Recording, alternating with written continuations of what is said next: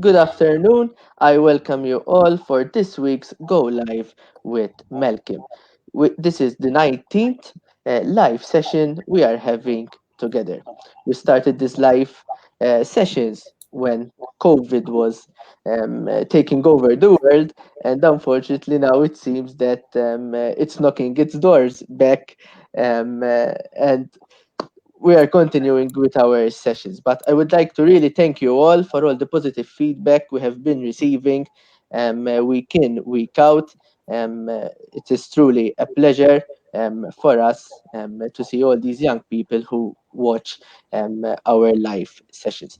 As you all know, those who follow Go Live with Malcolm, our live session is split into three. So first we look at what day today is, then we'll go to our main theme, our discussion, and then lastly we'll end up with a quote in order to try to engage in further reflection related to our topic. And today's day is dedicated to assistant dogs. So today we recognize the honors and all the benefits that these dogs bring to people who may need them either because they have any disabilities or any illnesses, and they help them in order to live an independent life. Most of the time, I think we think about guide dogs when we talk about these, but there are many more different types. For example, one of them, which what I found it really fascinating, was medical alert dogs. So these can recognize signs of heart attacks, strokes, and epilepsy. So, wow, it's really amazing. I really find this fascinating. So, for the past month, we have been talking about different spheres of inclusion and diversity within our society. In particular, we have looked on what roles both inclusion and diversity bring in the lives of young people. With today's discussion, we will be bringing this topic to a temporary close. Unfortunately, this topic is so vast that it's really difficult to include it in half an hour sessions. But today, we're going to do our best in order to incorporate as much as possible into this half an hour. Today's discussion will address diversity, specifically in the educational context. Okay, so what do we understand by the term diversity? Why is it important? What are the benefits of having a team with diverse backgrounds? Do we fear diversity? Are the issues of diversity that are found in school are similar to macro mainstream society? And we'll be discussing these questions with today's guest, Tudor and Dr. Claire Azzopardi. I thank you a lot for accepting my invitation to join us today. Thank you So, for having us. yes, absolutely my pleasure. Okay, Tudor, I'm going to start with you. What do you understand by the term diversity? Because this is a term that is widely used, but how do you perceive? What do you understand by this term? For me personally, and I would like to recognize the fact that I guess to a certain extent, each individual has its own definition of diversity, or for sure its own understanding of diversity. But for me, I see it as a phenomenon that occurs when you have distinct individuals from different backgrounds, be it religion, nationality, age, when they interact with each other. So basically, when you have a group of distinct individuals interacting with each other. Okay. Dr. Claire, I don't know. What do you think about this definition? Or maybe you perceive diversity in a different way. No, absolutely. I think we're on the same tracks here. I think diversity is a reality. It's homogeneity that's a myth. And the human race is diverse, and that is the beauty of a human race. We can learn from diversity. We diversify our opinions because we meet people from diverse backgrounds, diverse cultures, who have had diverse experiences. So we extend our experiences, we acknowledge our limitations, but also we see other potentials that we have inside us through these diverse experiences that we can have meeting people from different backgrounds, different race, ethnicity. religion, culture. Okay, so we'll be talking about diversity, and of course, the discussion about this is really vast. But we'll be trying to limit it to education, and we could say that diversity has a direct impact on education. On the education of students and their performance. And in fact, studies show that students work better in a diverse environment, which enables them to concentrate and push themselves even further when there are people of other backgrounds working alongside them. Tudor, from your personal educational experience, what are the benefits of having people with different backgrounds and cultures working together? Well, I've been very lucky and very fortunate to have attended an international school when I was living in Belgrade, Serbia. I think we had over 70 nationalities in our school, and also here when living in Malta, I was again very fortunate to go to St. Edward's, where there was an international environment as well.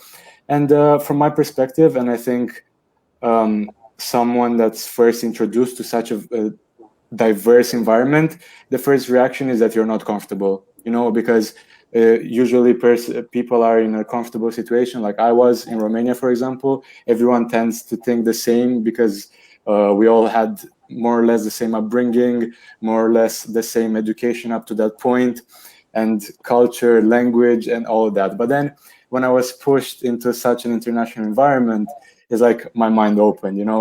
It's like you see so many people from different places. Like when they go home, they do things differently from when you go home.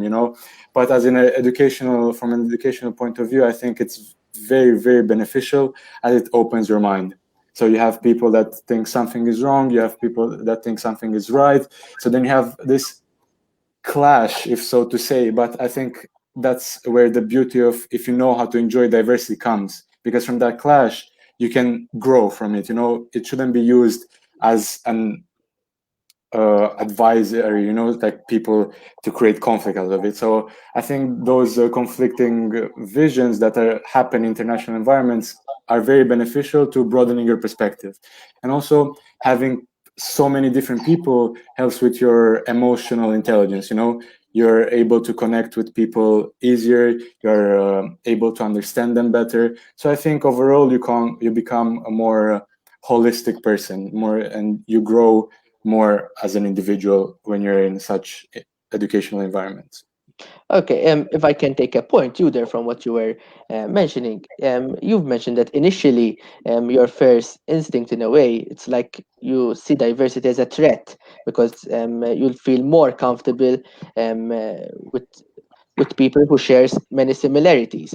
And is this maybe one of the issues in which maybe people don't understand exactly what diversity is? Maybe uh, they look at it initially as a threat, but then they don't experience the opportunities that there is when working I, th- in a diverse group. I believe that's normal, because humans, are when they have in front of them something new, their first reaction is that they're scared. That we as human beings, we're scared of new. We're scared of difficult situations. We prefer to be comfortable.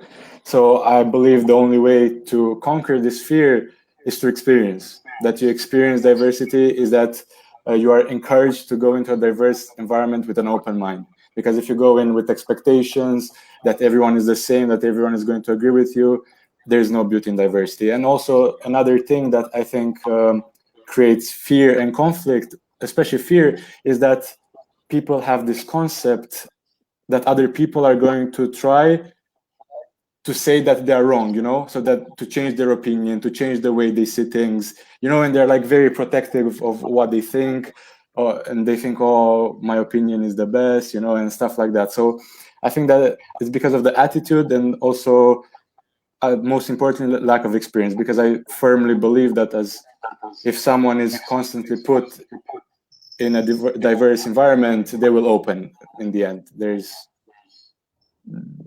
no other way that I can see it ending. Yes, before I get to our next question, I would like to say hello to Cassidy and hello to Roderick as well, one of our colleague youth workers. I would like also to say hello to Gozo, to Jennifer and Isabel. I hope you are all well. So, Dr. Claire, now from a lecturer and a head of department point of view, how can this dynamic of diversity improve students' educational attainment? Well, you see in the lecture room how students, how their experiences will influence other people's experiences in the same room, especially at postgrad level, where people in the lecture room, where students in the lecture room have a professional background which is different to everybody else's, so these experiences are very meaningful to the dynamics in the class. So there is the personal diversity, there's the professional diversity that come in, and the experiences that are shared in the lecture room improve that educational context. Okay, so with all these benefits and importance of having a diverse dynamic in our classroom, how can we include this understanding in our education? Is that a question for me? Yes, yes, Yeah. yes. Okay. So I think how to include this understanding of diversity starts at the very, very beginning of the educational journey. It is important that diversity and the narratives of diversity are included from a very young age in the education system, through the curriculum, but also through agents of education like the SMT, the senior management, and the educators themselves. So both the curriculum and the agents within the school play a very vital role um, to um, to have this understanding of diversity in education.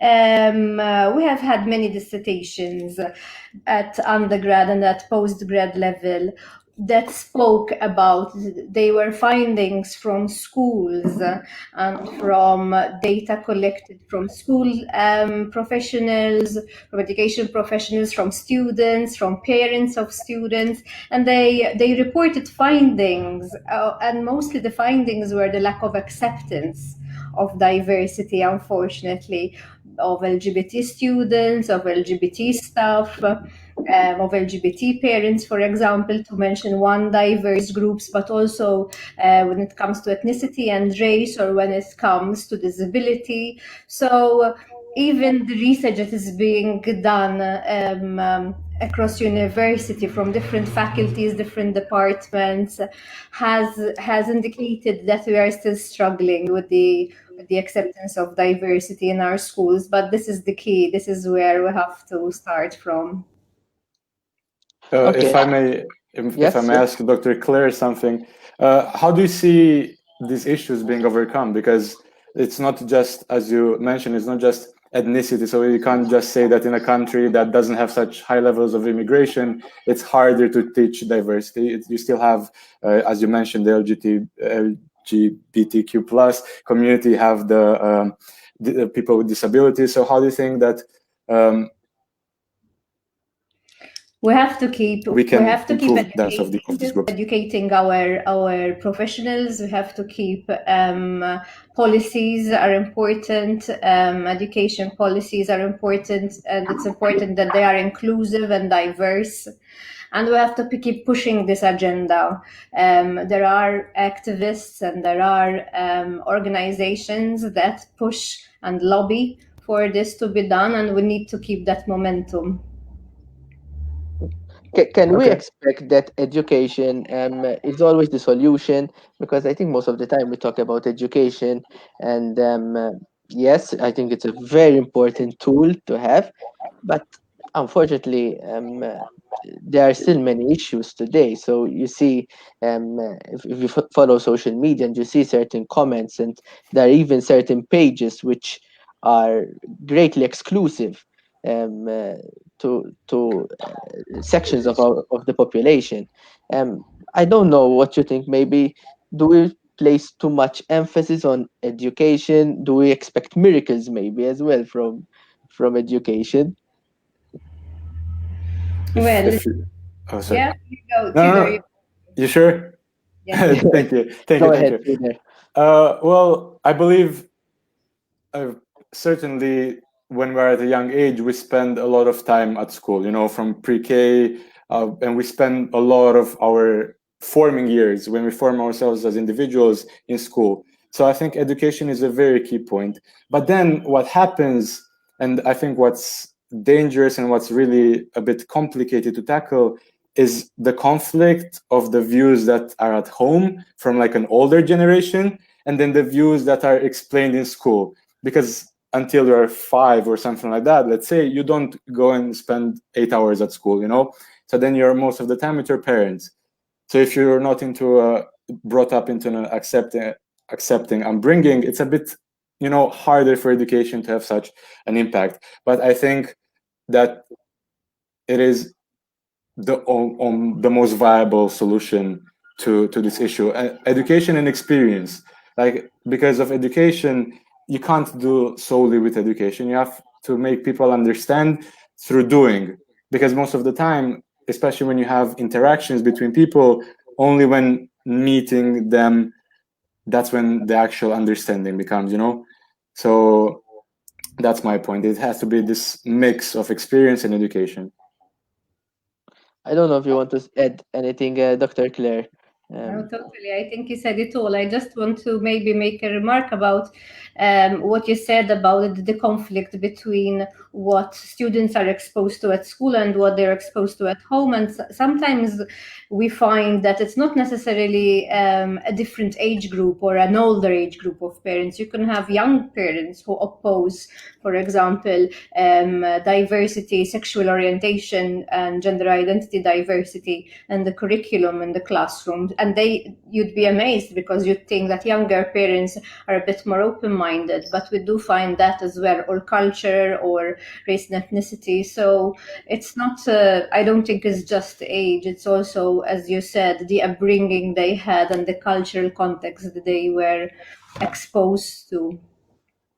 okay, so Tudor, what are some of the difficulties that young people face in their educational pursuit just because of their ethnicity and culture? I mean, it's hard for me to speak because I was lucky enough to not have such issues. So it's hard for me to put myself into the shoes of others, and to a certain extent, not fair, because I can't understand enough the pain that they go through. Because it is a real pain to be excluded or to be judged just because of the way you look, just because of what you believe or who you love, or etc., etc. The list is long, but. I think what happens most is exclusion. As I said, exclusion from teachers, exclusions from a group of friends. You see that friendship groups form, however, without including those people that are, let's say, different from your what you're used to.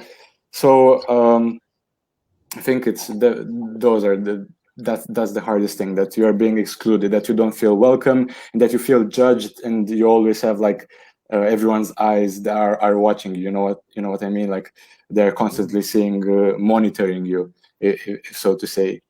So I think that's the biggest difficulty that they have. And also when it comes to opportunities, like, I think they find it harder to, for example, if they have an interview, get a part-time job as a student. But even in education, possibly if there is a selection process to enter a school, their grades might be good enough, but who knows, maybe because of the way they look or the way they are, they will be rejected. I'm not sure if that happens here, but unfortunately, I'm sure it happens around the world.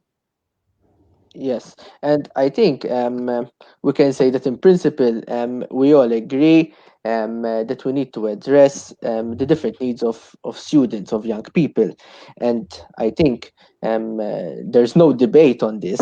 Yet in our practice, practice still remains in some way excluding, and these barriers that you are talking about are still very much present in our education institutions.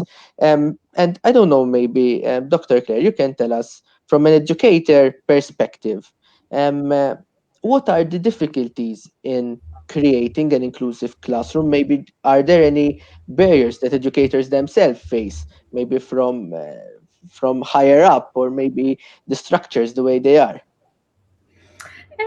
I am fortunate enough to work at university, which is an inclusive policy, and in terms of structures, it's very inclusive. But then on the ground, on a practical level, out of experience, you'll be amazed how students themselves can shield behind freedom of speech.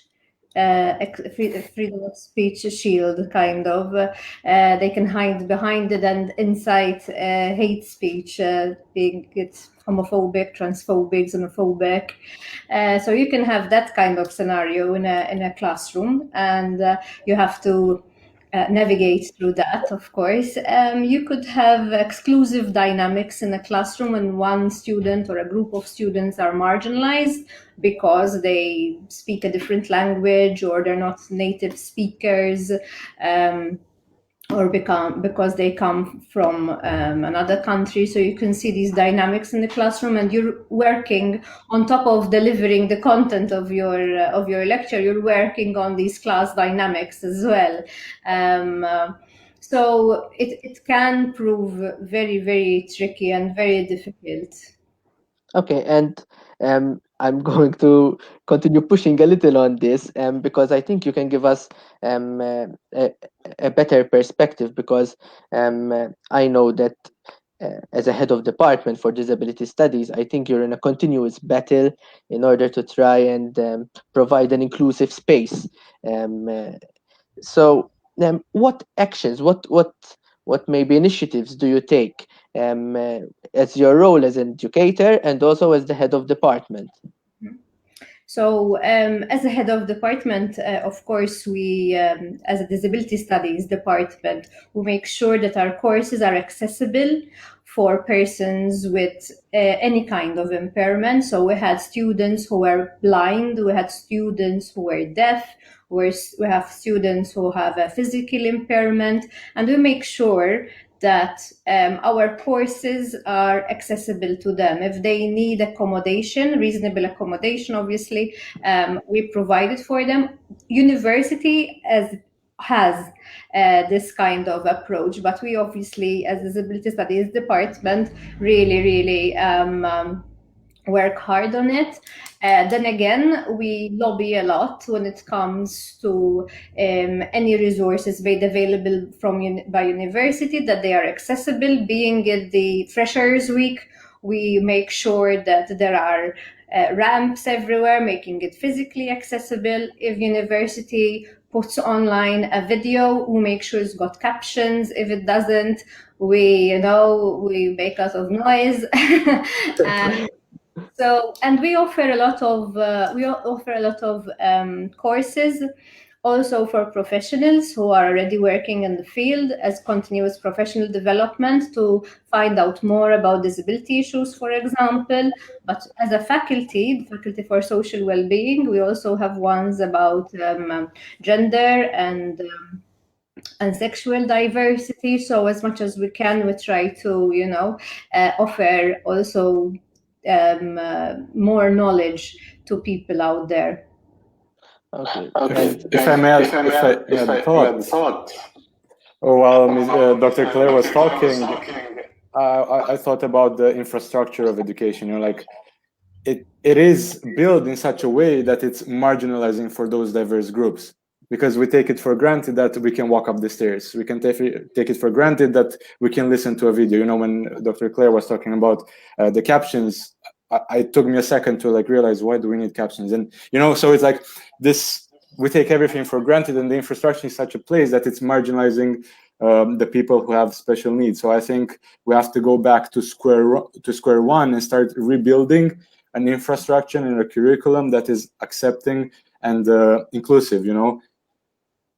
Yes, I think I remember that when I was studying at university, I forgot which lecture it was, but I remember that us reflecting that society was built as an exclusive structure, and I think the fact that it's 2020 with all the advancements we have made in technology, and I don't know what we didn't invent in reality, and still we have issues in which people cannot access a physical space. And I think the fact that there is still the need to advocate for this, I think it shows that there is much more work to be done. And maybe we need to be more inclusive through our practice rather than just speaking about it. And in fact, our last, in a way, topic is labeling. So there are many sociologists who have mentioned labeling in their theories, and one fascinating theory, in my opinion, is the self-fulfilling prophecy. When a label, a perception, in this case an educator, either positive or negative, affects the behavior of the student. So if the teacher has a negative impression and he starts treating you um, in that manner, results are affected in a negative way. And studies also show that there it lacks, it affects results, especially with people with different ethnicity, gender, and with different abilities. I don't know, how are these theories still relevant um, uh, in today's world? I don't know, Tudor, what do you think? I think, unfortunately, they are 100% still relevant because, to a certain extent, it is human nature to react to a visual stimulus. So when you see someone, you already label them. You already have some um, already thought, like pre-made thoughts that are embedded in your head about the appearance of someone, you know, or their opinions. So, like for example, if you're in a classroom and first class you express something, let's say, different or that the teacher doesn't agree with, you're already like labeled for the rest of your studies, you know. So I think unfortunately they're still relevant, but also they're very hard to overcome, you know, because it's really hard to change human nature. But again, through education and most importantly experience, because I think that the more experience you have with different people, the more you realize that these labels, you can't really put them, because at the end of the day, people change, or your perception might be wrong of people. So yeah, that's how I see it. Yes, and in fact, I see it in a way that there's a huge imbalance of power in a way. So someone's perception is affecting one's journey in education, and I we talk about this power.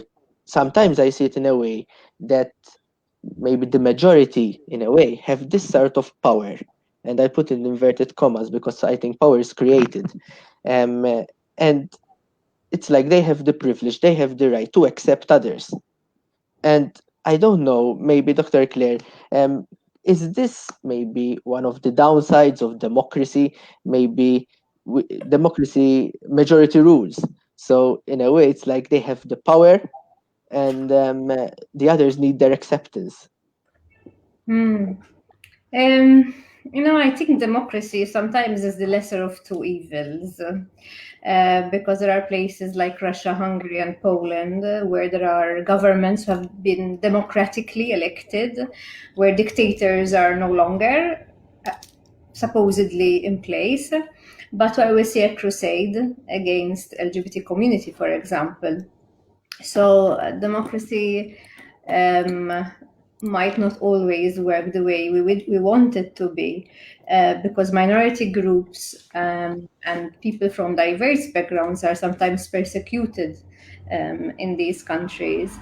Then again, it is kind of scary to think um, of acceptance being overshadowed by power and privilege. It is something that really shouldn't happen, and that I hope in our institution, for example, it is something that I think we very much lobby against.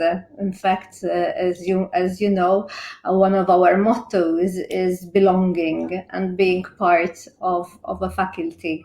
So. I definitely would say that it shouldn't be, and that inclusivity and diversity should be the focus of the education system. Yes, and I think this is a perfect way to bring to a close to our really healthy discussion. I think it was a really interesting. Um, uh, there were several interesting insights, and I thank you both for joining and sharing with us your experience and opinions. Um, uh, Time absolutely flies, and we have come to an end. But as usual, we end up with our quote, and we urge all our followers to continue reflecting on this. Strength lies in differences, not in similarities. And that will bring an end to this week's Go Live with Malcolm. We'll be here next week at 4 p.m. for another Go Live with Malcolm. I thank you all and Thank stay safe. you. Thank you. Thank Have a you. nice day. Take Bye. care.